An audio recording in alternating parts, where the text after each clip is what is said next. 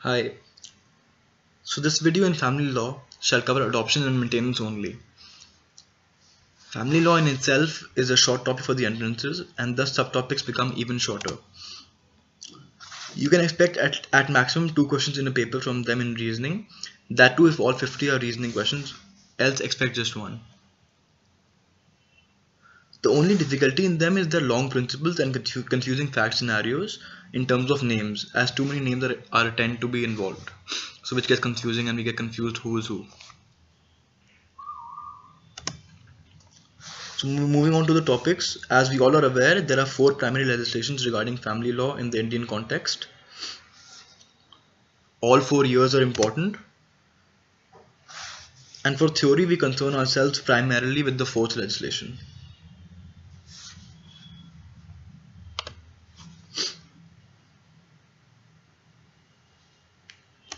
Right to maintenance. In Hindus, right to maintenance is an absolute right codified for the wife. As far as the factors go, there are more similar factors involved.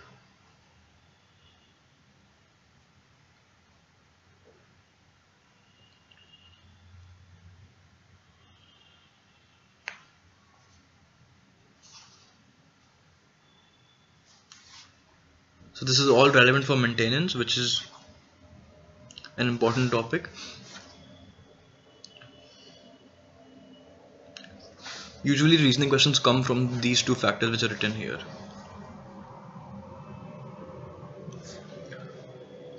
Moving forward to adoption.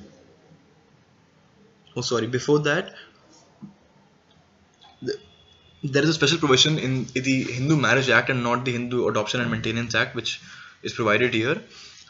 Why is it special? That is because it is the only provision that provides a two-way mechanism, that is for both the husband and the wife.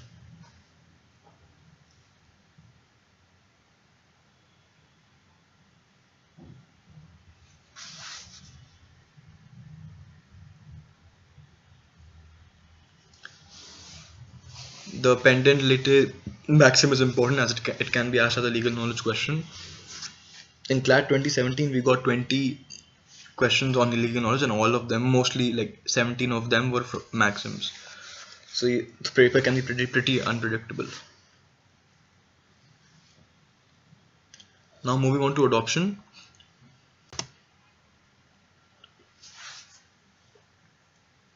The definition has been provided.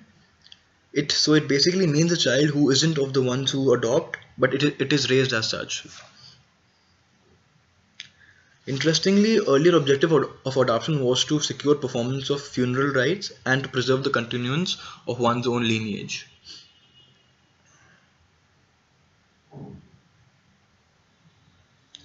If anyone of the mentioned religions wishes to adopt, he or she has to become a guardian via the Guardians and Wards Act of 1890.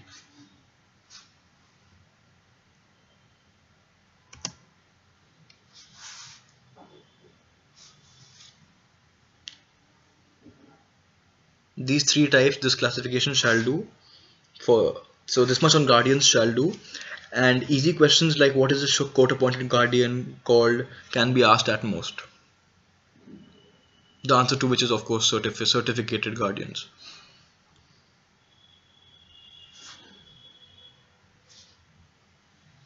So that's all for theory for these topics. Moving on to questions. As you shall see, it isn't a frequently tested area, but still practice is needed for perfection.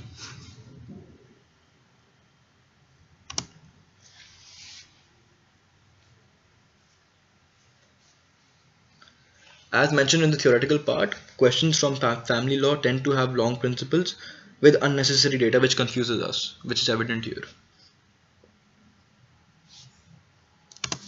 Now you see, the only important part here are the words not already been adopted in the principle, from which the answer is easily seen and it is pretty self-explanatory.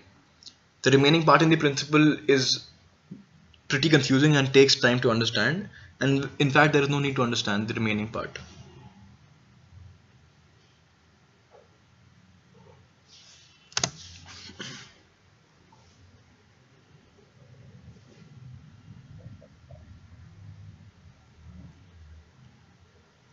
please do pause the video for reading the entire principle and facts. The question is in, I'll just show the question just in a second.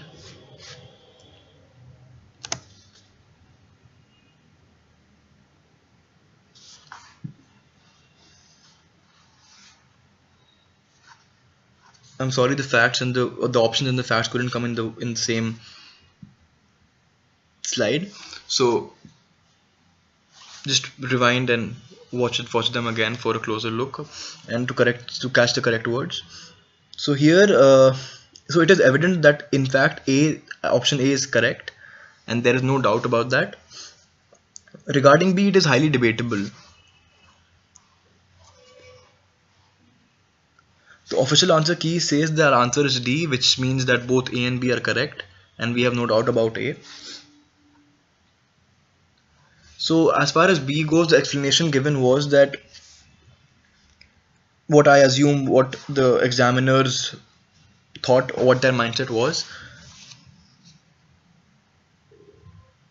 that the examiners assumed that left under the care as written in the facts doesn't signify a legal relationship of a guardian, and it is in fact a informal or a more of a verbatim kind of relationship between the sister and the brother involving the child. But it is pretty reasonable to assume that when it is written clearly that for 5 years the child was left in the sister's care, that she was in fact the guardian.